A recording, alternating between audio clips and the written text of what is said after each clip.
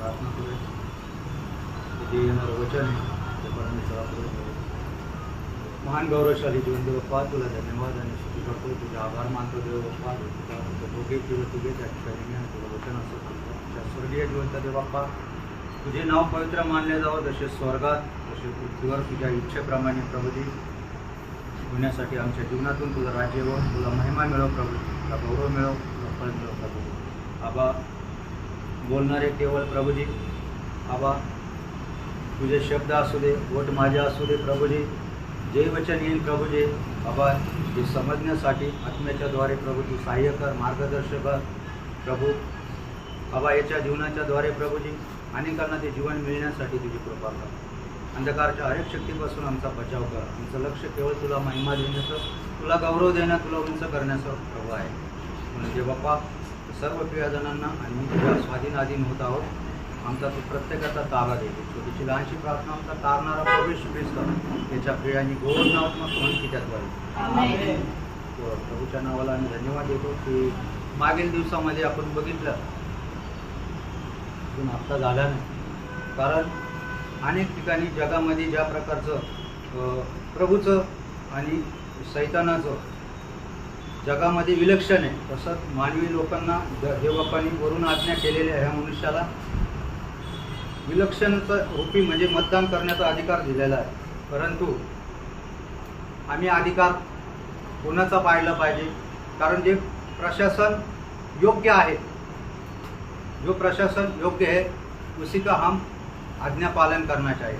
आज लोगों के साथ मुलाकात करते समय लोग क्या बोलते हैं, हम किसको वोट दें? अगर जो प्रशासन सही योग्य इस्तेमाल करेगा राज्य का तो उसी को हम अपना वोट देंगे. अभी ऐसा है, एक इलेक्शन है, ये स्वर्गीय राज का इलेक्शन है, जहाँ पर प्रभु एक जगह पर खड़ा है और शैतान एक जगह पर खड़े है. क्या हम किसको इलेक्शन दें से वोट देकर ये इलेक्शन में किसको हम वोट देके जीत पाएंगे?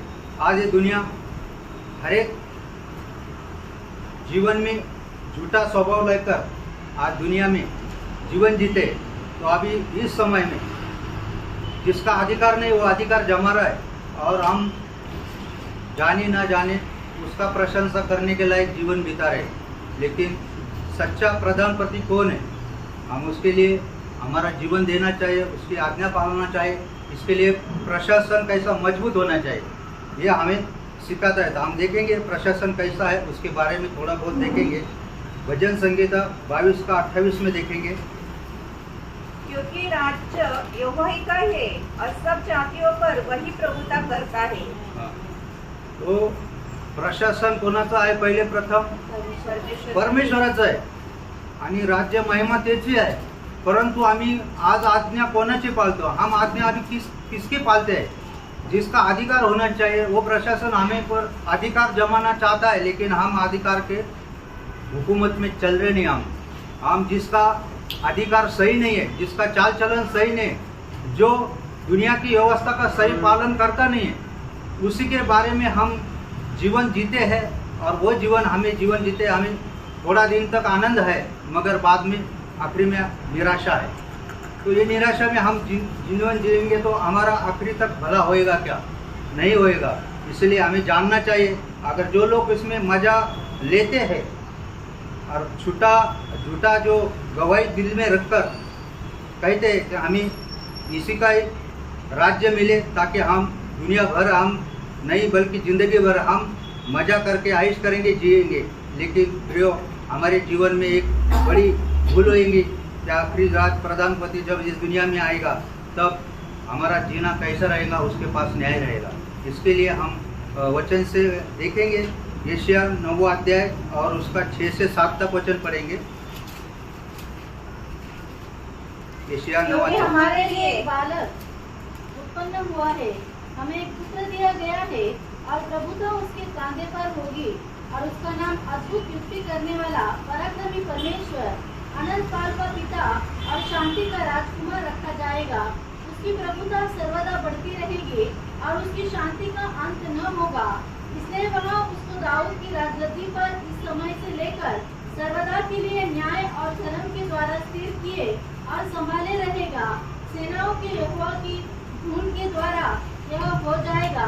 प्रभु ने याकूब के पास एक संदेश भेजा है और वह इस्राएल पर प्रकट हुआ है और सारी प्रजा को, एफ्राइमों और शोम्रोन वासियों को मालूम हो जाएगा जो गर्व और कठोरता से बोलते हैं। तो हमने देखा है कि यहाँ पर प्रशासन करने के लिए, अधिकार जमाने के लिए प्रधानपति जो आने वाला है उसके बारे में हमने देखा है। सही जो दुनिया का राज चलाता है या भूमंडल पर जितने भी मानव जाति है उनका राज चलाने के लिए हर एक के नाम नथुनों में उसने जीवन का श्वास फूका है और जो भी कुछ है उसका है। लेकिन हम झूठे प्रधानपति को हमारे जीवन में लाकर क्या कर रहे हैं, हम उसके राह पे हम चल के उसकी आज्ञा पालते। लेकिन जीवन में जब हमारे जीवन में जब उसका अधिकार आने के बाद अगर हमारे जीवन में झूठा अधिकार का जो भी कार्य है वो अगर दिखेगा तो हमारे जीवन में उसके सामने खड़ा रहने के लिए और आँख मिलाने के लिए हमारा धीरज रहेगा क्या? उसके सामने नहीं रह सकता। इसके लिए हमें ये जानना चाहिए क्या प्रधानपति कौन होना चाहिए, जो सत्य मार्ग पे चलता है और सच्चाई में चलता है और उसके पास सारी दुनिया का हुकूमत है।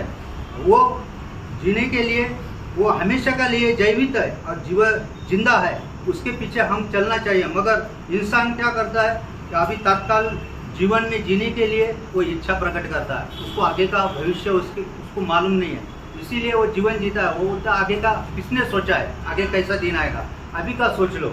इसीलिए हम देखेंगे परमेश्वर का वचन दानियल 2 का 20 और 21 वचन में। दानियल मनाला परमेश्वर का नाम युगानुयुग धन्य है, क्योंकि बुद्धि और पराक्रम उसी के है। समय और ऋतुओं को वही बदलता है, राजाओं का अस्ता और उदय भी वही करता है। बुद्धिमानों को बुद्धि और समझ वालों को समझ भी वही देता है। उसका 37 भी देखो 37। हे राजा, तो महाराजा भी है, क्योंकि स्वर्ग से परमेश्वर ने तुझको राज्य, सामर्थ्य, शक्ति और महिमा दी है। सब कुछ स्वर्ग से उनको महिमा, सामर्थ्य सब कुछ दिया है। जो कुछ सब कुछ दिया है उसके पास वही प्रधान हमारे लिए योग्य है। मगर आज इस जीवन में हम वो प्रधानपति को हम भूल जा रहे हैं और हमारे जीवन में झूठा प्रधानपति जो दुनिया में जो लोग बहुत से नेता लोग क्या करते, प्रचार करते, हम ये देंगे, हम वो देंगे, हम ये ऐसा करें। जब गादी पे बैठेंगे उसके बाद सब भूल जाते। कोई बोलता है 5 साल से हमने तुमको चुनाव करके दिया लेकिन तुमने क्या किया। कोई बोलते हैं हम 10 साल से हम तुमको दिया, हमारे एरिया में आपका मुखड़ा भी नहीं दिखा है। हाँ, ऐसे सारे कुछ झूठे वादे देखते हैं दुनिया में।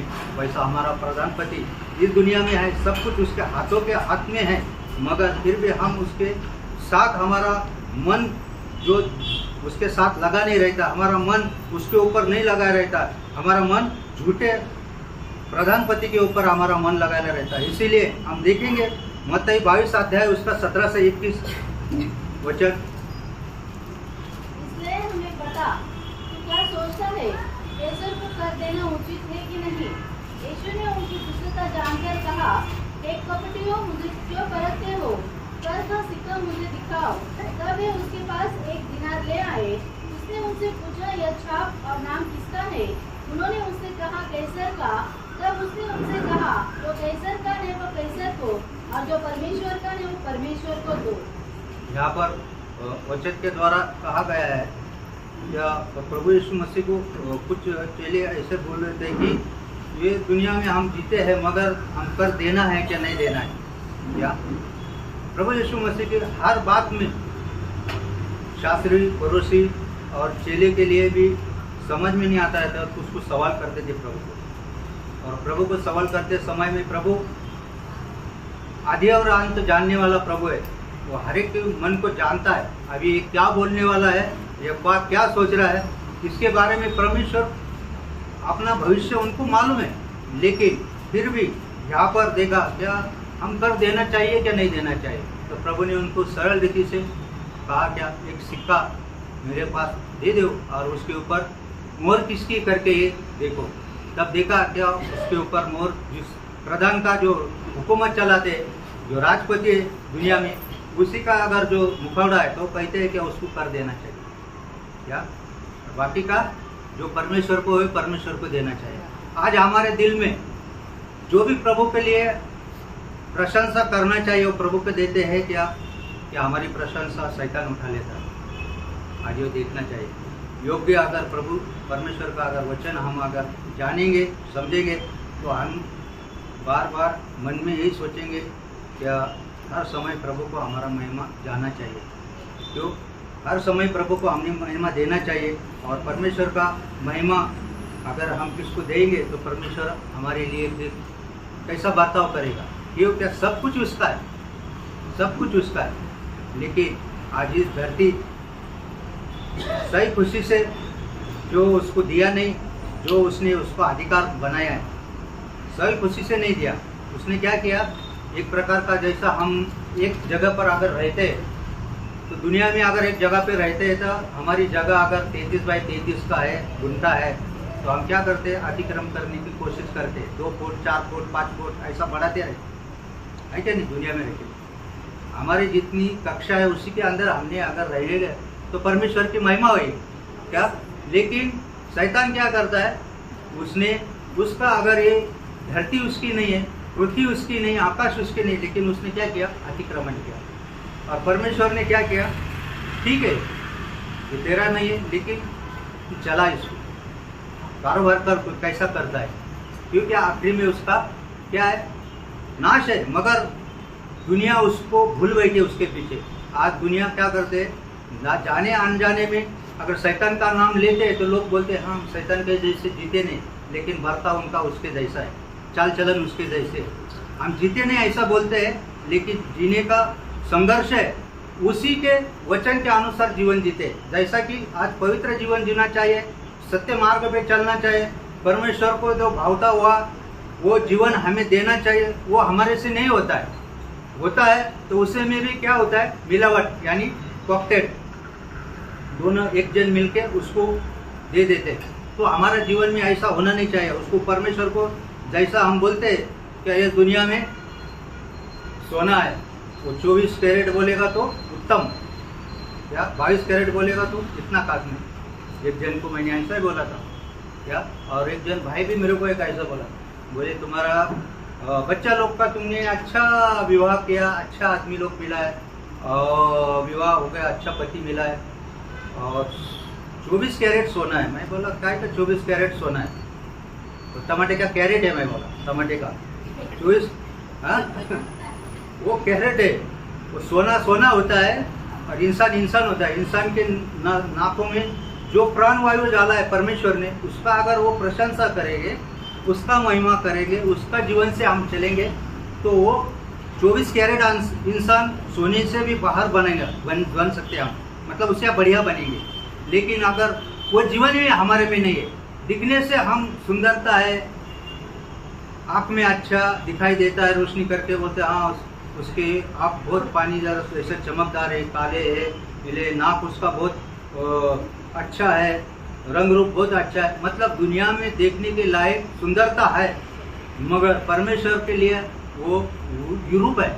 हम परमेश्वर कैसा अंदर झाँक के देखता है, जो उसका जीवन में परमेश्वर को सुंदरता लगना चाहिए, वो सुंदरता परमेश्वर देखना चाहता है। वो सुंदरता हमारे में नहीं है, फिर हमारी दुनिया तारीफ करेगा तो क्या फायदा है? इस दुनिया में हम जितने भी जिन जिएंगे, परमेश्वर की महिमा करना चाहिए। इसीलिए हमें प्रशंसा करने के लिए प्रशासन ठीक होना चाहिए, या जो परमेश्वर ने ऊपर से हमें उतार कर दिया है, जिसको बोलते हैं नियम शास्त्र बोलते हैं, वो प्रशासन से अनुसार हम अगर जिएंगे तो हमारा जीवन वो उसके अधिकार के हाथ चलेगा और ठीक चलेगा। हम देखेंगे लूक का 20 अध्याय का 25 वचन, गवात यानी त्यास मंडली, उसने उनसे कहा तो जो कैसर का है वो कैसर को दो, और जो परमेश्वर का है वो परमेश्वर को दो। या ठिकाणी तुम्ही सांगितलं का कॅन्सर एक राजा होता त्या राज्यामधला, आणि त्याचं त्याला द्यायला पाहिजे, परंतु ते देवाचं आहे, ते देवाला द्यायला पाहिजे। आपण बघितलं पाहिजे, बारकाईने विचार केला तर नाणी किंवा या कागदाच्या नोटा एका दिवसामध्ये ज्याचा अधिकार होता त्यांनी एका दिवसात म्हणजे काही तासात बंद करून टाकल्या कागदाच्या नोटा। काय अधिकार बंद, तसं परमेश्वर आमचा उद्धार करताय काय, तो मनुष्याच्या नाका तोंडातून जर श्वास घेण्याचा एका क्षणात बंद केलं तर आमचं काय होईल? काय होईल? काय आम्ही माती होऊ? काय माती होऊ? कारण ज्यांच्या हातामात सर्व काही हुकूमत नाही आहे तरी ते राजवटीचं इतकं बळकट दाखवतात का मी जे बोलन ते होईल आणि तसंच होईल असं दाखवतात. परंतु त्यांना हे माहीत नाही का तुमच्यावर बी अधिकार कोणाचा आहे की त्याची हुकूमत जर पालन केली आम्ही तर आम्हाला जैवंत जीवन मिळेल. परंतु ते जीवन मिळवण्यासाठी आम्हाला काय करायला पाहिजे? समय द्यावा लागेल परमेश्वराच्या सानिध्यामध्ये. परंतु त्या लोकांना समय नाही आहे. जगामध्ये जग लुटायचं आणि मनुष्याला कशा प्रकारचं ठेसायचं हे आम्ही बघितलं. कारण सेवकांनी मागच्या टायमाला एक वचन सांगितलं होतं, मार्क त्याच्यावालं 10 अध्याय आणि त्याचं 42 वचनामध्ये ते मला ते वचनाच्या द्वारे मी तो यीशु ने उनको पास बुलाकर उनसे कहा, तुम जानते हो कि जो अन्य जातियों के हाकिम समझे जाते हैं वे उन पर प्रभुता करते हैं और वे उन्हें जो बड़े हैं उन पर अधिकार जताते हैं. म्हणजे परराष्ट्रातले जे पण म्हणजे कोण आहे आज आम्ही तुम्ही ज्यांना पण आम्ही मोठेपणा देऊ का त्यांचा आधार त्यांचा करू, परंतु ते सत्तेच्या अधिकाराखाली आले तर ते काय करतात? गरीब जनतेला कारण खेचाळतात, त्यांच्यावर अधिकार चालवतात. परंतु हा अधिकार खरं त्यांना दिलाय का? दिला का? का दिला त्यांना? त्यांनी थोडंसं बुद्धिमत्ता थोडीशी वापरली. परंतु परमेश्वराने म्हणतं का ह्या जगाचं शहाणपण काय मी मूर्खतेचं ठरवलेलं आहे. हे जगाचं शहाणपण मूर्खतेचं ठरवलं आहे आणि मी मूर्खांना निवडलेलं आहे.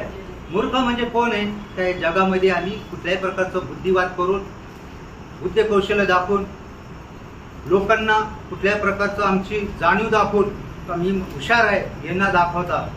परमेश्वर म्हणतो का तुम्ही मूर्ख राहून तुम्ही स्वर्ग राज्याचे धनीवान. काय मूर्ख राहून तुम्ही स्वर्ग राज्याला अपना म्हणजे मूर्ख होकर हम स्वर्ग राज्य को अपनाए ताकि स्वर्ग राज उन्हीं का है. ये दुनिया में ज्ञान अगर आ जाएगा तो हमें घमंड आएगा. घमंड आने के बाद ये चेयर वो चेयर, ये धन वो धन, हर एक प्रकार की समस्या जीवन में आएंगे तो उसके ऊपर क्या धन का इस्तेमाल करेंगे, बल का इस्तेमाल करेंगे, बुद्धि का इस्तेमाल करेंगे. हर एक प्रकार के जीवन में जो जीवन में हमारे अच्छा गुण है क्या उसका इस्तेमाल करेंगे, दूसरे को निराश करके ऊपर उठाएंगे आप. ये हमारे जीवन में होएगा. लेकिन परमेश्वर कहता है कि ये जीवन अगर मिलेंगे तो आखिरी में तुम्हारा जीवन में क्या है? मट्टी मिलेगी. यानी तुम्हारा जीवन में तुम मट्टी बनेंगे और तुम्हारा आत्मा है हमेशा के लिए वो जलती हुए सरों के अंदर, जलती हुए आग के अंदर हमेशा के लिए तड़पेगा. ये परमेश्वर ने हमें बुद्धि का संवाद या बुद्धि का ज्ञान या बुद्धि का प्रकाशन हमें दिया. बुद्धि केवल नहीं है तो हम बुद्धि स्तोत्र संहिता में 5 जगह में लिखा है क्या बुद्धि बुद्धि बुद्धि मिलेगा प्रार्थना के लिए. लेकिन ये बुद्धि क्या है? दुनिया की ज्ञान है. लेकिन सुबुद्धि बोलेगा तो अगर आगे उसको सु लगाएगा तो परमेश्वर का बुद्धि होता है. सुज्ञान क्या सुबुद्धी क्या चांगलं ज्ञान जे उत्तम ज्ञान जे परमेश्वराकडून येणारं काय ते परमेश्वराकडून येणारं ज्ञान आहे ते कधीच लयाला जात नाही आणि कधीच त्याचं पतन होत नाही. काय ते हमेशा है ना वरती रहता, हमेशा वो ऊपर रहता. परमेश्वर का ज्ञान वो कितना बार भी अगर उसको दफनाने का कोशिश करेंगे लोग तो वो ज्ञान ऊपर ही आते रहेगा. तो हमारे जीवन में वो सुज्ञान है परमेश्वर से हमने प्राप्त करना चाहिए. वो सुज्ञान प्राप्त करने के लिए हमें प्रशासन के लिए अच्छा जीवन बिताकर प्रशासन कैसा हुकूमत चला रहा है उसी के अनुसार उसके नीचे चलकर हमें सीखना चाहिए. और वो राहों पर चल के हमें एक अच्छा सुबुद्धि का ज्ञान मिलके हम परमेश्वर को महिमा दे सकेंगे. इसलिए हम रोम के 13 अध्याय में कहते हैं 1 का 7 वचन थोड़ा लंबा पढ़ेंगे तो थोड़ा सा सारांश मालूम पड़ेगा. शासकीय अधिकारियों के अधीन रहे क्योंकि कोई अधिकार ऐसा नहीं जो परमेश्वर की ओर से न हो और जो अधिकार है वे परमेश्वर के ठहराए हुए हैं. इसलिए जो कोई अधिकार का विरोध करता है वो परमेश्वर की विधि का सामना करता है और सामना करने वाले दंड पाएंगे. क्योंकि हाकिम अच्छे काम के नहीं परंतु बुरे काम के लिए डर का कारण है. अतः यदि तू हाकिम से निडर रहना चाहता है तो अच्छा काम कर और उसकी ओर से तेरी सराहना होगी क्योंकि वह तेरी भलाई के लिए परमेश्वर का सेवक है. परंतु यदि तू बुराई करे तो डर, क्योंकि वह तलवार व्यर्थ लिए हुए नहीं और परमेश्वर का सेवक है कि उसके क्रोध के अनुसार बुरे काम करने वाले को दंड दे। इससे आदित रहना न केवल उस क्रोध के डर से आवश्यक है, वरन विवेक भी यही गवाही देता है। इसलिए कर भी दो, क्योंकि शासन करने वाले परमेश्वर के सेवक है और सदा इसी काम में लगे रहते हैं। इसलिए हर एक का हक चुकाया करो। जिसे कर चाहिए उसे कर दो, जिसे महसूल चाहिए उसे महसूल दो, जिसे डरना चाहिए उसे डरो, जिसका आदर करना चाहिए उसका आदर करो। आम्ही बघतो या ठिकाणी हम देखते हैं इस वचन में कैसा अधिकार के बारे में समझाया है, और ये ऊपर से आया हुआ परमेश्वर का ज्ञान है। क्या कोई इंसान ने अपनी बुद्धि से नहीं लिखा या इंसान ने नहीं इसका रचना किया है, लेकिन पवित्र आत्मा के द्वारा मनुष्य का इस्तेमाल करके क्या ये सारी आत्मा की बातें इसमें लिखे, और किसका आदर करना चाहिए किसका आदर नहीं करना चाहिए ये परमेश्वर हमें यहाँ पर सिखाता है। इसीलिए जो हमारे जीवन में किसी प्रकार का प्रधानपति को हमें जीवन देना चाहिए और उसके राह पर हमें चलना चाहिए। वो प्रधानपति के जीवन में अगर हमारा जीवन नहीं है तो वो प्रधानपति भी हमारे लिए खुश नहीं रहता है, और हम भी इस दुनिया में हमेशा के लिए खुश नहीं रहेंगे, हमेशा के लिए आनंद नहीं रहेगा। यानी थोड़ा आनंद मिलेगा, जैसा कि अभी मुझे गर्म होता पीछे से फैन चालू है क्या, मगर ये बंद होएगा तो मेरी अशांति फैल जाएगी। मतलब अभी शांति का अनुभव में मैं महसूस कर रहा था, ठंडा लगा है, लेकिन थोड़ा क्षण के लिए वो बंद हो जाएगा तो, लेकिन उससे और अधिक अगर हमेशा के लिए वो रहे भी, अगर नहीं भी रहेगी तो मुझे वो शांति और वो आराम अगर चाहिए तो परमेश्वर का महिमा के लिए हम जीवन बिताएंगे तो उसका वचन हमारे जीवन में कार्य करेंगे तो हमें हमेशा के लिए वो शांति मिलेगी, हमेशा के लिए वो आनंद मिलेगा। इसलिए हम देखेंगे तीतुस की पत्री 3 अध्याय 1 वचन में, लोगों को सुधि दिला कि हाकिमों और अधिकारियों के अधीन रहे और उनकी आज्ञा माने और हर एक अच्छे काम के लिए तैयार रहे। हाँ, हर एक अच्छा कामों के लिए हम तैयार रहें, ताकि दुनिया में बहुत से अधिकार लोग हैं, वो अधिकार जमाते हैं, मगर पिछले दिन सेवक ने एक बात बताया था, हम कंपनी में अगर जॉब करते हैं क्या, हमारा अधिकार करने वाला कौन है? कंपनी में काम करने वाले बॉस है, बॉस का हर एक अधिकार वो अगर जो काम करता है नौकर उसके ऊपर अगर जताएगा तो उसको मानना पड़ेगा। पिछले बार सुना था हम सेवक के द्वारा, लेकिन वो अधिकार सच्चा है क्या करने वाला अधिकार हमारे ऊपर? अभी मैं भी बम्बई में काम कर रहा था, मेरा उम्र नहीं था काम करने के लायक, बम्बई में मैं काम कर रहा था मिल लाइन में। 17 साल मैंने बम्बई में सर्विस किया, लेकिन उसके पहले साल में मैंने जब काम किया बम्बई में तो मुझे कपड़ा मिल में एक अच्छा लगता था क्या काम करने के लिए, लेकिन मैं हमेशा वो कपड़े के मिल में जाके किधर ना किधर वो खिड़की से या किधर आवाज आता है उधर से देखते रहोगा, ये लोग कैसे काम करता है, कपड़ा कैसा बनता है, धागा कैसा बनता है, ये ऐसा देखने के लिए मैं उत्सुक था और मेरा उम्र नहीं था। लेकिन जब मैं काम पे कैसा भी विनंती करते हुए वो उस कंपनी में जॉबर बोलो, मास्टर बोलो या किसी ऑपरेटर बोलो, मैनेजर बोलो, ऐसे लोगों को साथ में रहकर मैंने क्या किया, थोड़ा सा नम्रता दिखाई कर मुझे काम दो करके ऐसा बोला, और मेरे को ज़रूरत है। लेकिन वो लोग मेरे को बोलने लगे, देखो हम आपको काम देंगे लेकिन तुमको जो हम कहेंगे वैसा ही बोलना पड़ेगा क्या। तो हम बोले ठीक है, हम वैसा ही बोलेंगे जैसा आप बोलेंगे। हम बोला अपने को क्या काम करना है, क्या बोलेगी आप? तो बोल मुझे मालूम नहीं था कायदा में क्या लिखा है, कायदा कैसा है क्या। 17 साल के ऊपर जो रहता है 18 साल का रहेगा तो उसी के काम करने का अधिकार है, और 16-17 साल का रहेगा तो कंपनी में काम नहीं कर सकता है, नहीं तो कंपनी के ऊपर केस होता है, ऐसा बोला। लेकिन मैंने 5-6 महीना काम किया। 6 महीने के बाद उधर वो इंस्पेक्टर आए सेक्शन करने के लिए, हर कंपनी में आते, तो मुझे मालूम नहीं था। तो मैं अपना हाफ चड्डी पे और बनियन पे काम कर रहा था, कपड़ा लाइन में जाता तो वो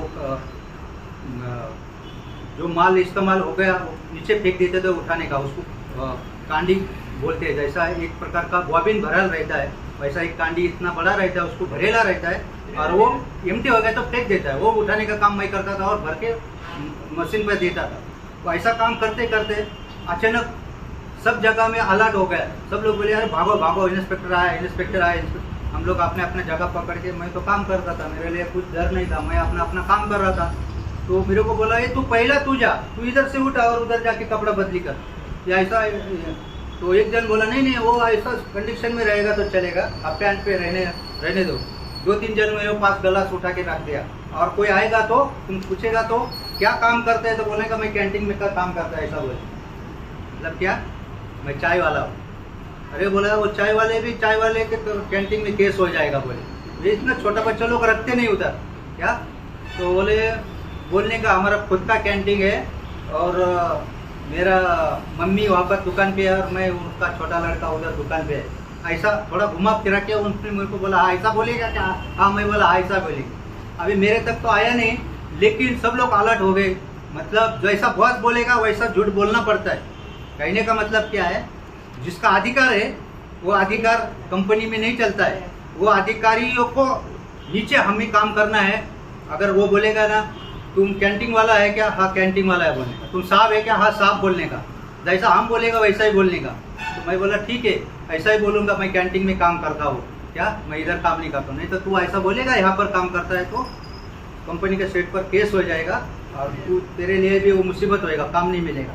मैं बोला ठीक है ऐसा है। तो मतलब क्या है, इस दुनिया में अगर बॉसगिरी जो बॉस करते हैं इस दुनिया में है, सब लोग है, सब परफेक्ट नहीं है। लेकिन जो गरीब से गरीब है, जो दुनिया में परमेश्वर ने उसको चुना है, लेकिन वो जीवन बिताता है और वो जीवन के बारे में कुछ को अगर शब्द से बोलता है तो वो अधिकार सच्चे है वो बोलने का, ताकि वो परमेश्वर का अनुक्रमण कर रहा है, अनुयायी है, इसीलिए वो कुछ न कुछ परमेश्वर की बातें समझ के बोलता है तो वो सही है। लेकिन दुनिया में हम अगर जीवन बिताएंगे तो हमारा जीवन कैसा रहेगा, सब झूठ मूठ का जीवन रहेगा। इसलिए हमारा जीवन में वो झूठ मूठ बातें रहकर हम दुनिया में थोड़ा हंसी मजाक लेके आनंद उठा सकते हैं, लेकिन परमानेंट आनंद नहीं उठा सकते। परमेश्वर के राज में हमें अगर जाना है तो सच्चाई पे चलना चाहिए। इसीलिए परमेश्वर का वचन कहता है, 1 पेत्रस 2 अध्याय उसका 13 से 17 वचन है, राज्य की श्रेष्ठता म्हणून त्यांच्या अधीन असा, देवाचं वचन म्हणता है। प्रभु के लिए मनुष्य के ठहराए हुए हर एक प्रबंध के अधीन हो। राजा इसलिए कि सब पर प्रधान है और हाकिम के, क्योंकि वे कुकर्मी को दंड देने और सुकर्मियों को प्रशासन के लिए उनके भेजे हुए हैं। क्योंकि परमेश्वर की इच्छा यह है कि तुम भले काम करके द्वारा निर्बुद्धि लोगों की अज्ञाता की बातों को बंद कर दे। अपने आप को स्वतंत्र जानो, पर अपनी इस स्वतंत्रता को बुराई के लिए आड़ न बनाओ, परंतु अपने आप को परमेश्वर के दास समझकर चलो। सबका आदर करो, भाइयों से प्रेम रखो, परमेश्वर से डरो, राजा का सम्मान करो। म्हणून आपण या ठिकाणी पाहतो, हम इस तरह से अभी देखते हैं वचन के द्वारा कि आदर कैसा करना चाहिए और परमेश्वर का जीवन हमें कैसा बन के रहेगा, तो कैसा परमेश्वर का जीवन में आदर में रहने के बाद हमें भी कैसा आनंद मिलेगा। ये परमेश्वर का वचन है। क्या इंसान अपने अच्छा धर्म के काम से या हमारे भले कृति के द्वारा हम परमेश्वर को प्रसन्न नहीं कर सकते। हम अपना स्वभाव के द्वारा जितने भी हमें अच्छा लगता है वो काम करने से हम परमेश्वर को प्रसन्न नहीं कर सकते क्या।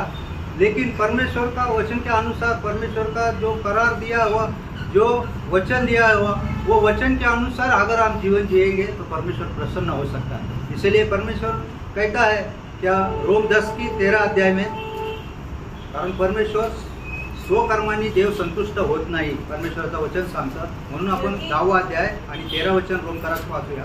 क्योंकि जो कोई प्रभु का नाम लेगा वो उद्धार पाएगा।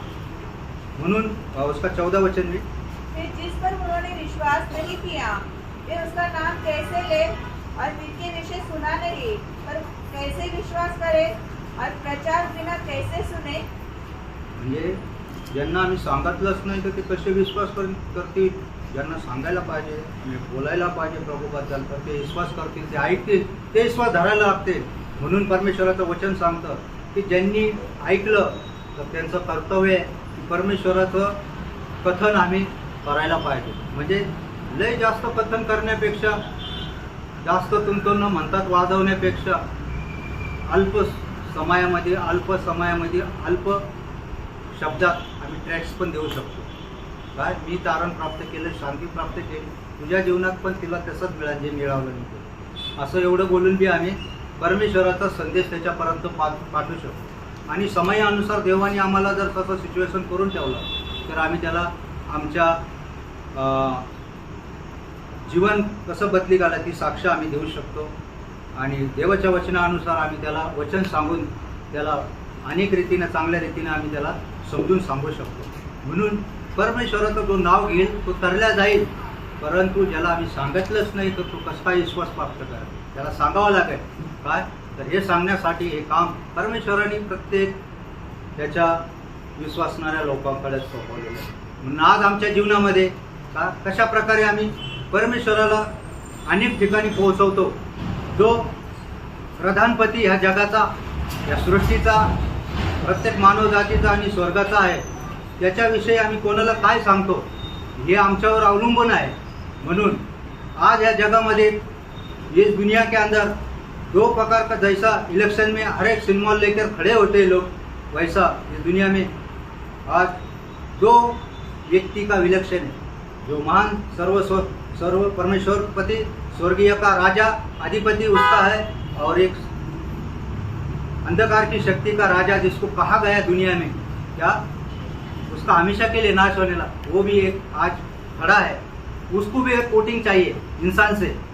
वो कैसा इंसान से वोटिंग चाहिए? वो पहला उनको वो भेज देता है अपनी चीज़ों. जैसा एक दूसरा कोई अगर अधिकारी रहेगा तो क्या बोलता है, मैं ये काम किया, मैं वो काम किया, ये करूँगा वो करूँगा, ऐसा झूठे आश्वासन दे के खड़ा कहता है. ऐसा झूठा भविष्यवक्ता क्या बोलेगा, क्या तुम ऐसा करेगा तो तुम्हारे जीवन में ऐसा जीवन हो जाएगा, तुम वैसे करेंगे तो वैसा हो जाएगा. तो आज तुम क्या करो, इतना पवित्र जीवन बिताने की जरूरत नहीं, इतना संगति में जाने का जरूरत नहीं है, इतना वचन पढ़ने की भी जरूरत नहीं है, इतना परमेश्वर का प्रार्थना करने की भी जरूरत नहीं है. ऐसा झूठा लोग क्या बताते रहेंगे, क्या क्या उनका जीवन में परिवर्तन होएला नहीं रहता है. और वो लोग क्या करेंगे जो ने परमेश्वर को अच्छा तरीके से ग्रहण किया है, वो लोगों के लिए क्या होएगा, ये बातें सुनाने के लिए शैतान क्या करता है, मौका ढूंढता है. ऐसे लोगों के लिए वो क्या करता है, ढूंढते रहता है और नजदीक जाकर ऐसे करेंगे. और आज हम तुम्हारे पास मेहमान बन के आए, बहुत दिन के बाद आए, बहुत दिन के बाद मिले, ठीक है, फिर अच्छी बातें करते करते करते एक गंभीरता में जाएंगे. फिर वो ऐसे गंभीरता में जाएंगे, घर के रसोई तक जाएंगे, क्या खाया क्या पिया क्या करेंगे अभी क्या है, ऐसा करते करते फिर चाय पानी के बाद भोजन, फिर मीटिंग का समय भी होएगा. तो हमारे जीवन में क्या उतनी उत्सुकता रहती है, तो उत्सुकता के लिए क्या करेगा, शैतान निराश करते रहेगा. अरे अभी बहुत दिन के बाद मेहमान आए, बहुत दिन के बाद दोस्त आए, बहुत दिन के बाद हमारे पड़ोसी के लोग आए, अभी क्या करेंगे, उनको ऐसा देखते हुए नहीं. लेकिन हम इतना करना चाहिए कि हमारा अगर जीवन परमेश्वर ने बनाया है और बना रहा है, तो उसके लिए वो परमेश्वर के पास हमें जाने के लिए, संगति के लिए, हमें ये भाई बहन हमारे घर में आए हैं तो उनके लिए भी हमने दावत देना चाहिए कि अभी अपन जाएंगे, एक अच्छा आध्यात्मिक वहाँ पर भोजन खाएंगे, उसके बाद आएंगे अपन घर में चिकन कड़ी बनाएंगे, चाहे मटन कड़ी बनाएंगे, कुछ भी बनाएंगे, बहुत बड़े बड़े आइटम का नाम लेने का चाहिए. तो क्यों प्रभु इस्तेमाल करेगा, क्यों पहला इस्तेमाल हमने प्रभु को दावत देना है उसको. तो ये ऐसा करने से क्या होता है, परमेश्वर का महिमा करने के, परमेश्वर का राज में जाने के लिए, आने के लिए उसको भी क्या करेंगे, हम मध्यस्थी करते रहेंगे, तो परमेश्वर का काम फिर परमेश्वर आगे करेगा. अपन बोलते हैं प्रेषितों के पुत्र में प्रेषित पौल ने कहा है, तो क्या किसी ने बोया है और किसी ने लगाया है, और अभी किसने पानी डाल रहा है. मतलब परमेश्वर का काम क्या है, बढ़ाने का काम. अगर हो सकता है हमने बोया है क्या, पानी डालने का काम, और कोई करेगा, वो पानी क्या है, हमने पानी का बीज बोया है, वचन बोया है, लेकिन पानी का डालने का काम है हमारी प्रार्थना के आंसुओं का पानी गिराना है वो भाई के बहन के लिए, ताकि वो प्रभु में आए. जहाँ पर वचन पड़ा है, जहाँ पर बीज बोया है, अभी वचन से बोया है बीज, लेकिन हमारे पानी आंखों का एक तरस आकर हमने प्रार्थना करना चाहिए कि वो प्रभु में बढ़ना चाहिए. वहाँ हमारा आंसू गिरना चाहिए, ताकि परमेश्वर रुकना चाहिए, देखना चाहिए काय के लिए गड़गड़ा रहा है, काय के लिए रोता है। जैसा परमेश्वर का सेवक कहता है क्या, जब जब भी हम आंसू बहाते हैं तो हमारे आंसू बिजली में भरा जाता है क्या। तो परमेश्वर का वचन ये कहता है कि जब हम होते हैं तो हमारे लिए कोई ना कोई प्रार्थना कर रहा है, आंसू बहा रहा है, पानी वहाँ जा रहा है, ताकि हम बोएंगे तो हमें पानी भरना भी चाहिए। लेकिन ऐसा होता नहीं है, हम बोलते हैं इतना काम किया बस हो गया, हमने बहुत कुछ किया। ऐसा कभी कभी दिल में तसल्ली हो जाता है, लेकिन ये तसल्ली ठीक है क्या? कितना भी हम काम करेंगे तो प्रभु के लिए कम है। जहाँ पर प्रभु का सेवक बोलते हैं वहाँ पे जाने के बाद आपको मालूम पड़ेगा क्या मैंने कितना समय प्रभु के लिए था, लेकिन वो गवाया मैंने। हाँ, लेकिन अभी थोड़ा समय मिलेगा तो मैं हर बहुत कुछ काम करके आपको प्रतिफल पाने के लिए मैं यहाँ आ सकता हूँ, लेकिन वो समय नहीं रहेगा। इसलिए हमारे जीवन में जो भी कुछ होता है तो परमेश्वर जो समय देता है परमेश्वर के लिए हमने करना चाहिए। तो देखेंगे हम परमेश्वर का वचन यशायाह 64 का उसका 6 वचन में कहा है कि हम सब भेड़ों का नहीं भटक गए थे परमेश्वर से, क्या आम्ही सगळे अशुद्ध। हाँ, तो सबके सब अशुद्ध मनुष्य किसे थे और हमारे धर्म के काम सबके सब मैले चिंदोड़े के समान है। हम सब के सब पत्ते के समान मुरझा जाते हैं और हमारे अधर्म के कामों ने हमें वायू के समान उड़ा दिया है। म्हणजे आम्ही कशा प्रकारे होतो, सगळं मेंढ्या बकऱ्यासारखं आम्ही कसं तो बहकलेलो होतो। काय म्हणतात ना, एक मेंढरू धन्याच्या पाठीमागे चालतं मान घालून, तर ते चालतं, धनी तिकडे चालतो त्याला समजतं काय। परंतु मेंढ्यामध्ये जर शेळी जर असली तर ते ना मालकाला पाहून दुसरीकडेच चालतो काय। तसंच आज प्रभू आमचा मेंढपाळ आहे, परंतु आम्ही ते मेंढरं बनूनच जीवन जगायला पाहिजे, त्याच्या पाठीमागे चालायला पाहिजे। जर कारवड आणि आम्ही जर बकरी जर बनलं तर होऊ शकतो आम्ही त्या मेंढपाळाच्या पाठीमागे शेवटपर्यंत चालू शकत नाही। आमचा प्रवास है, हमारा जो परमेश्वर का जाने का जो सफ़र है वो आखिरी तक जा ही नहीं पा सकते अगर हम एक मेंढपाल के जैसा हम अगर बकरे के समान नहीं जिएंगे, हम एक बकरे की अवस्था में अगर रहेंगे, क्या हमें अपना मन से जीने का अधिकार मुझे है, मैं अपना मन से भी जीऊँगा, ऐसा अगर सोचेंगे तो एक बकरे के तरह हम जीवन बिताएंगे। हमें मेंढपाल ने हमें एक कोकरू बनाया है। हाँ, मेंढर की अवस्था में हमें रहना है, जाकि उसको किसी प्रकार का परमेश्वर बोलता है क्या उसको मैंने सिंह नहीं दिया कि किसको वो मारे या किसको उपद्रव दे, लेकिन परमेश्वर कहता है कि उसके समान रहना चाहिए, जैसा मैं तुम्हारा मेंढपाल हूँ। परमेश्वर चाहता है, हम भटक गए थे लेकिन हमें भटकने से भी परमेश्वर ने हमें ढूंढकर उसने क्या किया है, हमें सही रास्ता पे लाया। एजकेल उसका 33 अध्याय उसका 13 वचन में हम पढ़ेंगे। एजकेल 33 का 13 में जो निश्चय जीवित रहेगा और वह अपने धर्म पर भरोसा करके कुटिल काम करने लगे, तब उसके धर्म के कामों में से किसी का स्मरण न किया जाएगा। जो कुटिल काम उसने किया हो वह उन्हीं में बसा हुआ मरेगा। देखो वो परमेश्वर कहता है क्या, अगर जो अच्छे काम किए हैं मगर कुछ काम भी एक आधा काम बिगड़ा हुआ रहेगा, मतलब 99% काम अगर हमारा सच है और 1% खराब है, तो परमेश्वर बोलता है उसको मैं सही नहीं समझूंगा। क्यों, क्या सही इसको बोला जाता है 100%। हाँ, अगर हम बोलेगा नहीं प्रभु इतने सारे कुछ काम किया है, हमें अभी थोड़ा क्या बोलते हम कुछ खरीदी करने के लिए जाने के बाद अपन बोलते हैं ना 100 के ऊपर हमें कुछ कंडिशन दो ना, ऐसा कुछ बोलते हैं ना। हाँ, डिस्काउंट दो ना, ऐसे बोलते हैं। ऐसा परमेश्वर के पास हम जाके ऐसा बोल नहीं सकते कि हमारी एक गलती हो गई प्रभु, अभी एक गलती के लिए थोड़ा माफ करो। हाँ, ऐसा हो ही नहीं सकता है, परमेश्वर को बोल ही नहीं सकता। क्यों, क्या हमारा आत्मा है वो उसके सामने जाते समय पे जैसा भी धड़कता है ना, वो कई टक्के से धड़केगा।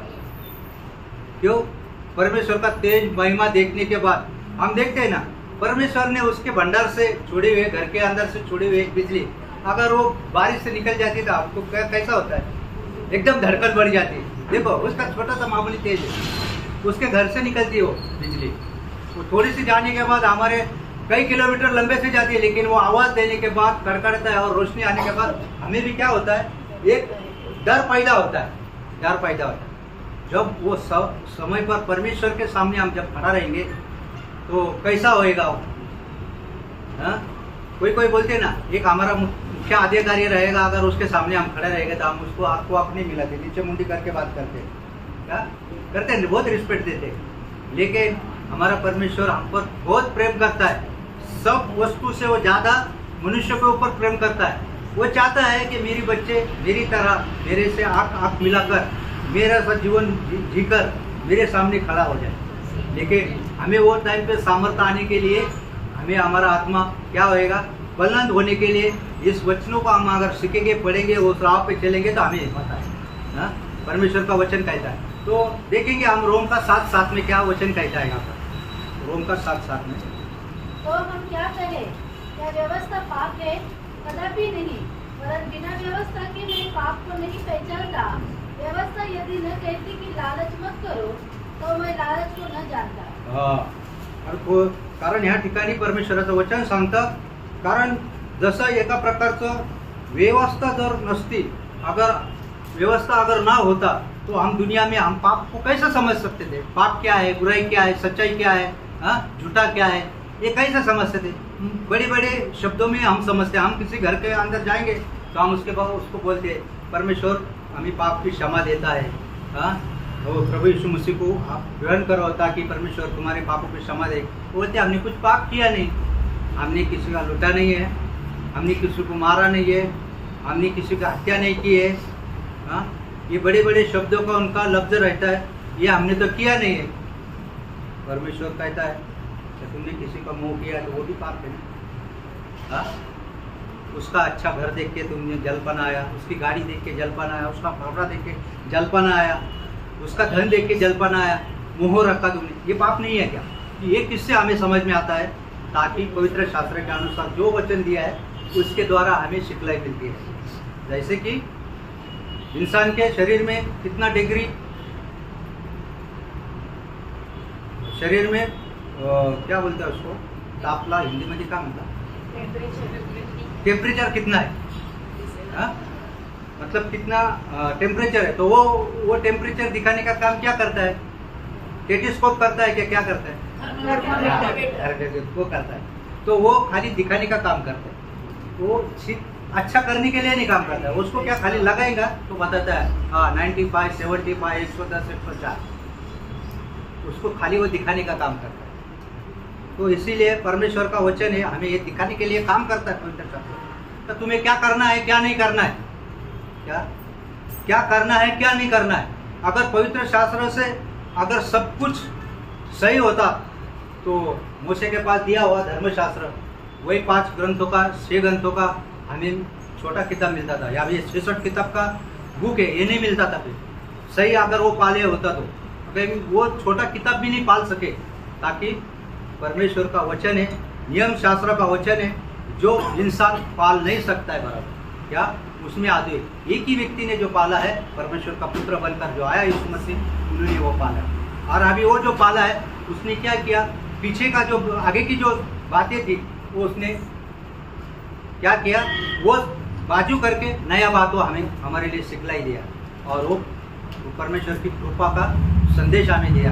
विश्वास के बारे में हम परमेश्वर को योग्य ठहराते हैं। नियम शास्त्र तो है हमारे लिए, मगर विश्वास के द्वारा हम परमेश्वर के सामने योग्य ठहर सकते हैं। अगर विश्वास नहीं करेंगे, सब कुछ बातों के लिए ज्ञान प्राप्त करेंगे, इसमें ये है उसमें वो है, शास्त्र में उसमें वो है, सब कुछ जानेंगे, ज्ञान इतना जानेंगे क्या, एक साइंटिस्ट को भी चंद्रमा के बारे में कुछ मालूम नहीं है, धरती के बारे में मालूम नहीं, ये परमेश्वर का लोगों को मालूम होएगा ऐसा बोलेंगे। परमेश्वर का लोग नहीं बोलेंगे, परमेश्वर का ग्रंथ पढ़ने वाले को आया हुआ एक बुद्धि वाले को मालूम पड़ेगा। लेकिन वो सही है क्या? उसको बुद्धि आने के बाद, सब कुछ ज्ञान आने के बाद, अगर उसने अपना जीवन को समर्पण करके प्रभु के द्वारा हमें तारण नहीं प्राप्त किया तो जीवन हमारा व्यर्थ है। इसीलिए हमें ज्ञान नहीं पाना है तो परमेश्वर का वचन पाकर जीवन पाना है हमें, क्या वो ज्ञान के साथ ही परमेश्वर का वचन दिया है। जैसा परमेश्वर ने बार बार कहा है कि मैंने मूर्खों के लिए चुना है, क्या अभी यहाँ पे सब लोग मूर्ख है क्या? अगर मैं बोलूँ मैं 2-3 क्लास का पढ़ा हो, कोई बोलेगा मैं एक भी नहीं पढ़ा, तो वो सबसे ज़्यादा मूर्ख है क्या?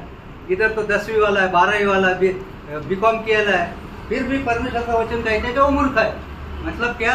दुनिया के बातों के लिए वो शानपन नहीं मांगता है, वो शाना नहीं मांगता है, दुनिया के लिए हमें मूर्ख बनना है और परमेश्वर के लिए अच्छा बनना है। इसीलिए परमेश्वर ने मूर्खों के लिए चुना है। तो इसका मतलब ये नहीं कि यहाँ पर सारे कुछ मूर्ख लोगों को लेके आया, लेकिन परमेश्वर कहता है कि पढ़े लिखे लिए जो भी है वो ज्ञान पाने चाहिए, और जो पढ़े लिखा नहीं है वो सुन के ज्ञान पाना चाहिए। क्या हमें ये देखना चाहिए? तो हम देखेंगे, अगला वचन भी देखेंगे, रोम की 3:20 में देखेंगे।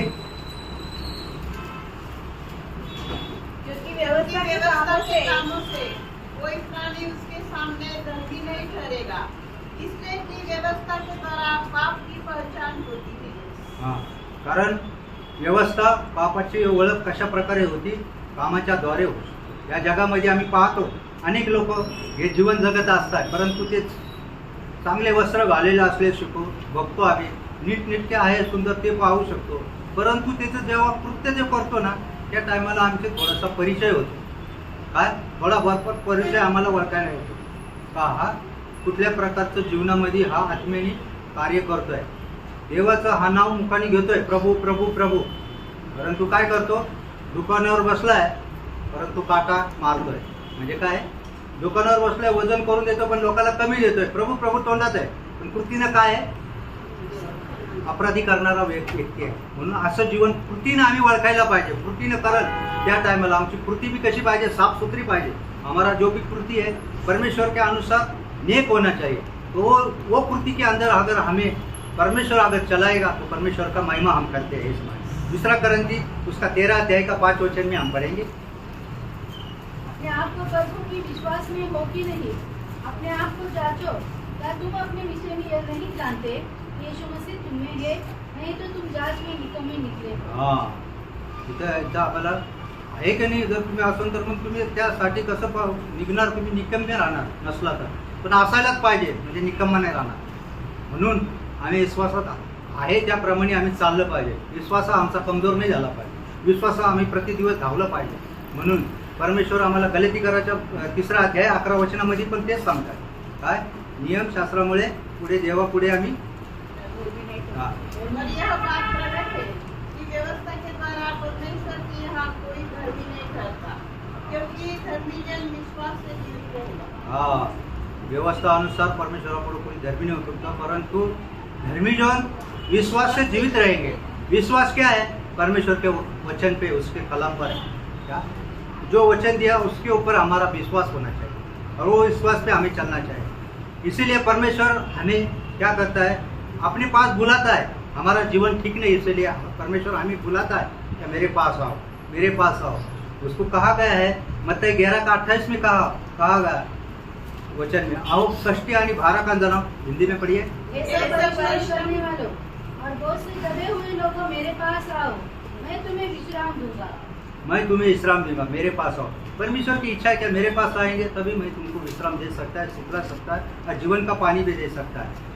उसका 22 अध्याय प्रकटीकरण का उसका 17 वचन में, मैं जीवन का पानी तुम्हें दे रहा हूँ, वो भी फोकट देता हूँ।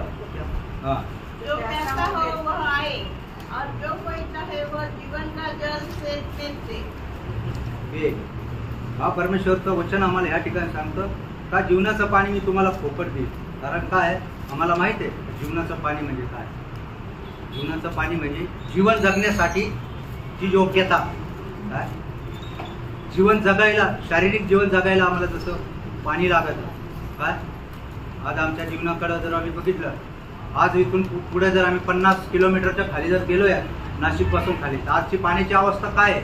काय लोक पाण्यासाठी वणवण करतात काय किलोमीटर अंतर, शरीराला पाणी मिळण्यासाठी।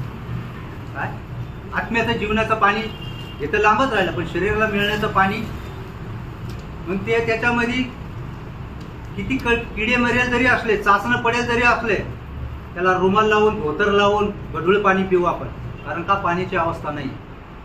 ज्याच्या खिशात दमडी आहे तो बिस्लरीचं पाणी पिऊ शकतो, परंतु पैसे असूनही तो मनुष्याला जर पाणी नाही मिळायला लागलं तर त्यालाही चाचणं पडलेलं पाणी पिऊन घ्यायला हरकत नाही। कारण नाही पिलं तर आत्मा निघून जाऊ शकतो। काय अन्न पाण्याने काही दिवस मनुष्य भुकेपोटी राहू शकतो, परंतु पाणी हे सांगितलेलं आहे। म्हणून परमेश्वराने आध्यात्मिक जल हे सांगितलेलं आहे मनुष्याच्या जीवनासाठी।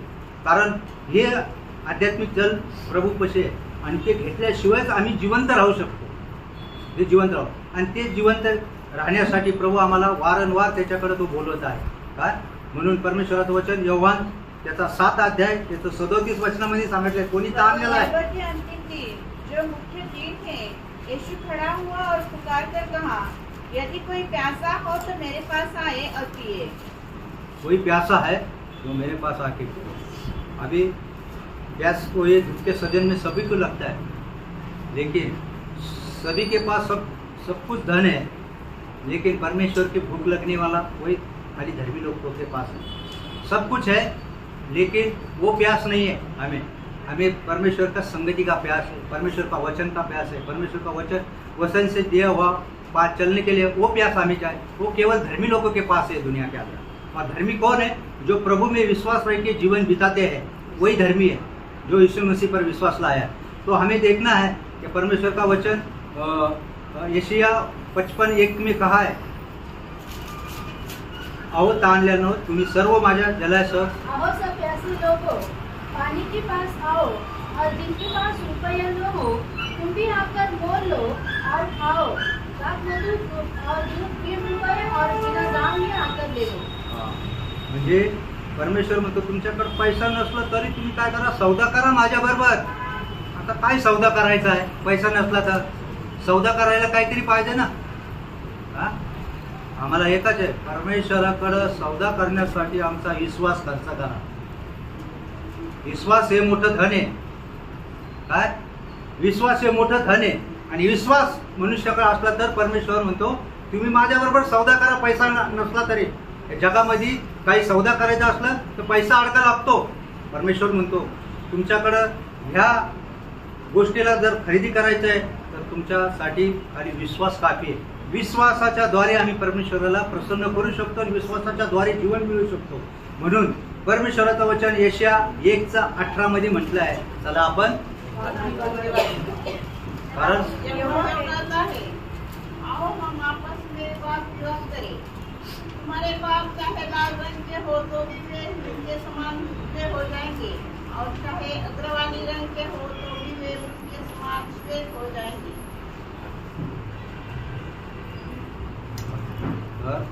आम्ही बघितलं कारण प्रशासन ठीक असलं तर कार्य होऊ शकतो.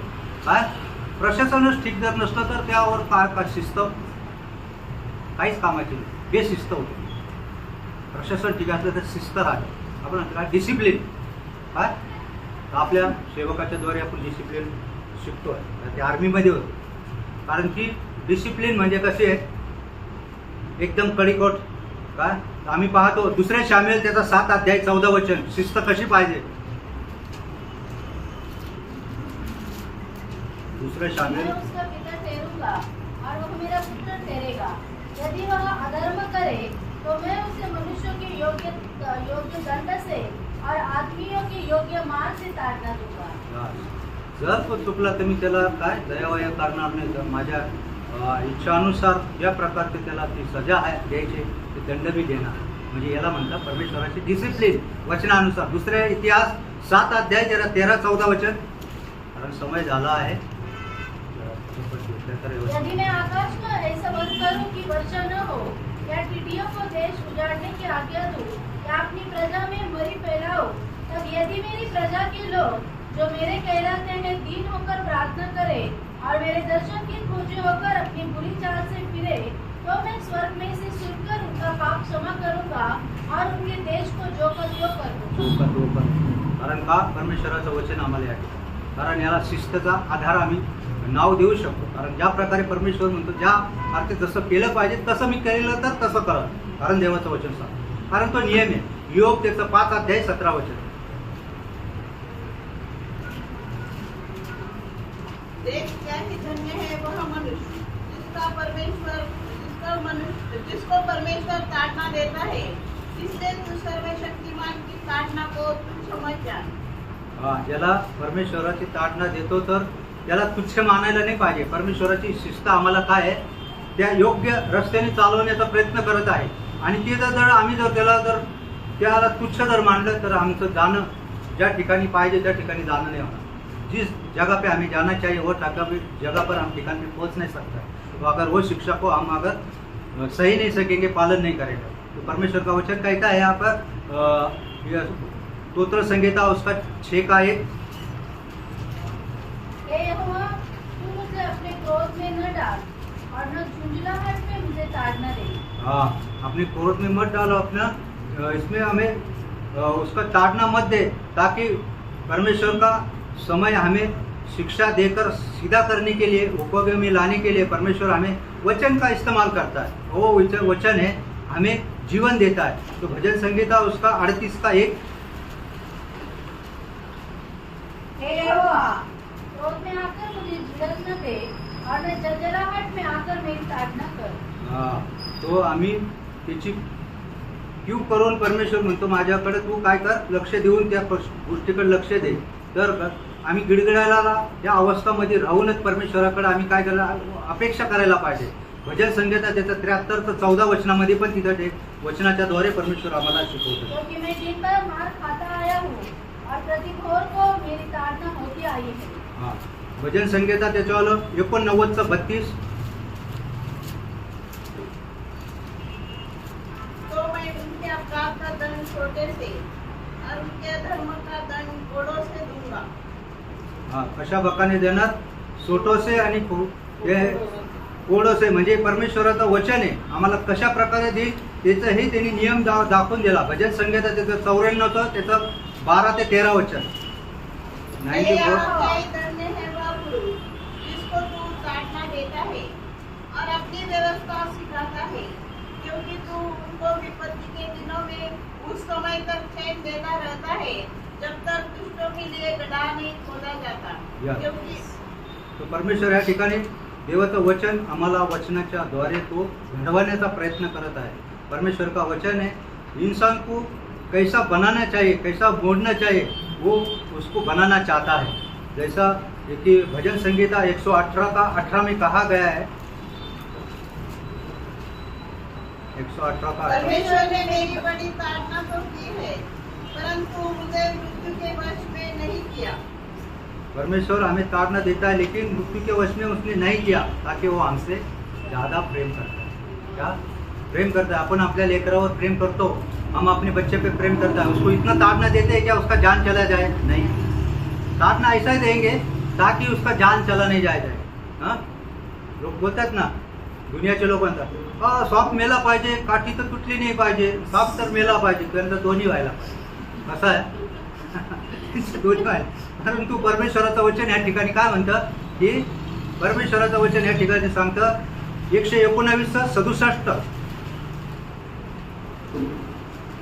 इससे पहले मैं दुखी हुआ, भटकता था, परंतु अब मैं तेरे वचन को मानता हूँ। हाँ, उसका 75। हे यहोवा, मैं जान गया कि तेरे नियम धर्ममय है। आज तूने अपनी सच्चाई के अनुसार मुझे दुख दिया है। हा, देवाप्रमाणे मला दुःख दिला, आदर दिला, परंतु त्याच्या नियमानुसार आहे की माझे मी जाणलं म्हणतो। नीतिसूत्र त्याच्यावालं आपण बघूया 3 अध्याय 11-12 वचन। ये मेरे पुत्र, यहोवा की शिक्षा से मुंह न मोड़ना, और जब वह तुझे डांटे तब तू बुरा न मानना, क्योंकि यहोवा जिससे प्रेम रखता है उसको डांटता है, जैसे कि बाप उस बेटों को जिसे वह अधिक चाहता है। हा, मत्ताई त्याचा 18 अध्याय 15 ते 17 वचन। 2 वचन आहे, कारण भरभर वाचा, टाइम जास्त झालाय। यदि तेरा भाई तेरे विरुद्ध अपराध करे तो जा और अकेले में बातचीत करके उसे समझा।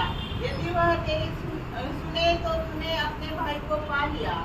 यदि वह न सुने तो 1 या 2 जन को अपने साथ और ले जा, कि हर एक बात दो या 3 गवाह के मुंह से निश्चित हो जाए। यदि वह उनकी भी न माने तो कलीसिया से कह दे, परंतु यदि वह कलीसिया की भी न माने तो तू उसे अन्य जाति और महसूल लेने वाले जैसा जा। या ठिकाणी आम्हाला परमेश्वराचं वचन सांगतं, पण मध्यस्थी करण्याचा कोणाचा अगर तुला वाद मिटवायचा असेल तर कशा प्रकारे तू करायला पाहिजे, आणि तो संवाद वचनातून पाहिला, आगे बघितला। परंतु ते लूक त्याचा 12 अध्याय 47 आणि 48 वचनामध्ये काय म्हणतात? 12 अध्याय 47-48 वचन। वह दास जो अपने स्वामी की इच्छा जानता था और तैयार न रहा और न उसकी इच्छा के अनुसार चला, बहुत मार खाएगा। परंतु जो नहीं जानकर मार खाने के योग्य काम करे वह थोड़ी मार खाएगा। जिसे बहुत दिया गया है उसे बहुत मांगा जाएगा, और जिसे बहुत सौंपा गया है उससे बहुत दिया जाएगा। Yes. परमेश्वर का वचन म्हणजे ज्याला खूप दिलेलं आहे त्याच्याकडून खूप प्राप्त केल्या मागितल्या जाईल. ज्याच्याकडे थोडं दिलं आहे त्याच्याकडून पण मागितल्या जाईल, परंतु ज्याला जास्त दिलं आहे त्याच्याकडून भरपूर मागले. पहिले करंतीन त्याचं 5 अध्याय त्याचं 1 ते 5 वचन आपण वाचतो. पहिले यहाँ करंती तक सुनने में आता है कि तुम में व्यभिचार होता है, वरन ऐसा व्यभिचार जो अन्य जातियों में भी नहीं होता कि एक मनुष्य अपने पिता की पत्नी को रखता है। और तुम शोक तो नहीं करते जिससे ऐसा काम करने वाला तुम्हारे बीच में से निकाला जाता, परंतु घमंड करते हो। मैं तो शरीर के भाव से दूर था, परंतु आत्मा के भाव से तुम्हारे साथ होकर मानो उपस्थिति की दशा में ऐसे काम करने वाले के विषय में यह आज्ञा दे चुका हूँ कि जब तक तुम और मेरी आत्मा हमारे प्रभु यीशु की सामर्थ के साथ इकट्ठे हो, तो ऐसा मनुष्य हमारे प्रभु यीशु के नाम से शरीर के विनाश के लिए शैतान को सौंपा जाए, ताकि उसकी आत्मा प्रभु यीशु के दिन में उद्धार पाए। इब्री 12:5 त्याचं वचन ऐकूया. इब्री 12:5 ते 11 पर्यंत मोठं वचन आहे, परंतु त्याच्यामध्ये गांभीर्य आहे. 12:5 तुम उस उपदेश को जो तुमको पुत्रों के समान दिया जाता है भूल गए हो। हे मेरे पुत्र, प्रभु की ताड़ना को हल्की बात न जान, और जब वह तुझे पूछे तो साहस न छोड़, क्योंकि प्रभु जिसे प्रेम करता है उसकी ताड़ना भी करता है, और जिसे पुत्र बना लेता है उसको कोड़े भी लगाता है। तुम दुख को ताड़ना समझकर सह लो। परमेश्वर तुम्हें पुत्र जानकर तुम्हारे साथ बर्ताव करता है। वह कौन सा पुत्र है जिसकी ताड़ना पिता नहीं करता?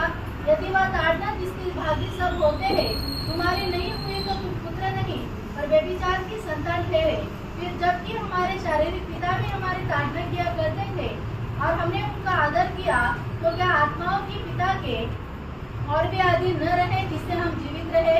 वे तो अपने अपनी समझ के अनुसार थोड़े दिनों के लिए ताड़ना करते थे, पर वह तो हमारे लाभ के लिए करता है कि हम भी उसकी पवित्रता के भागी हो जाए। वर्तमान में हर एक प्रकार की ताड़ना आनंद की नहीं पर शोक की बात दिखाई पड़ती है, तो भी जो उसको सहते सहते पक्के हो गए हैं, बाद में उन्हें चैन के साथ धर्म का प्रतिफल मिलता है। यहाँ पे ऐसा लिखा गया है, जैसा बाप अपने बेटे के लिए ताड़ना करता है वैसा स्वर्गीय परमेश्वर पिता हमारे से जो बातों को हम अगर मानना चाहिए तो नहीं मानेंगे तो उसके बारे में ताड़ना देता। तो उसका प्रकटीकरण का 3:19 में लिखा है, जितक्यांनी त्याच्यावर प्रेम करतो तो तितक्यांना निश्चित करून त्यांना तो शिक्षा करतो, म्हणून आस्था बाळगा आणि पश्चाताप करा. कारण आम्हाला परमेश्वराचं जीवन मिळायचं आहे, तर आमच्या जीवनाकडून झालेल्या छोट्या मोठ्या जे अपराध आहेत, चुका आहेत, तर आम्ही त्याला पश्चाताप करायलाच पाहिजे. प्रतिदिवस आमच्याकडून काय चुकत नाही, असं काय बोलण्या चालण्यातून असं कोणता व्यक्ती 100% पवित्र जीवन दिवसभरामधून जीवन जगतो त्याच्याकडे काय चुकत नाही. मागील दिवसामध्ये जसं सेवकांनी सांगितलं, मला गॅरंटी देणारा असा कोणी व्यक्ती असेल तर मला व्यक्तिगत भेटावा. सही बात आहे काय, कारण आम्ही चालत असताना बोलत असताना घरात गपचित असतानाही आम्हाला देवाच्या कृपेने हा संदेश बनवला. भरपूर काय वेळ द्यावा लागला, पण परमेश्वराने मला सहाय्य केलं आणि परमेश्वराला धन्यवाद देतो की परमेश्वराने मला कमीत कमी त्याच्या सानिध्यात राहून फास्टिंगमध्ये देवाचा जो संदेश घेण्यासाठी कृपा केली. कारण अल्पा उपहार घ्यावा लागला शेवट, कारण माझं मेडिसन चालू आहे. तर देवाने मला सहाय्य केलं, मार्गदर्शन केलं. खूप सुंदर रीतीनं त्याने प्रार्थनेमध्ये राहून जे काय देवबाप्पा आत्मेच्या रीतीने तो बोलला, याचं एक वचन वाचून प्रार्थनेमध्ये जाण्यासाठी सेवकाई करण्यासाठी पॉल ब्रदर आम्हाला सांगतील. पहिले करंती 5 अध्याय 9 ते 13 वचन. आपण फक्त पहिले करंती 5 1 ते 5 वाचला, परंतु 9 ते 13 वचन मैंने नाही. अपनी पत्री में तुम्हें लिखा है कि व्यभिचारियों की संगति न करना।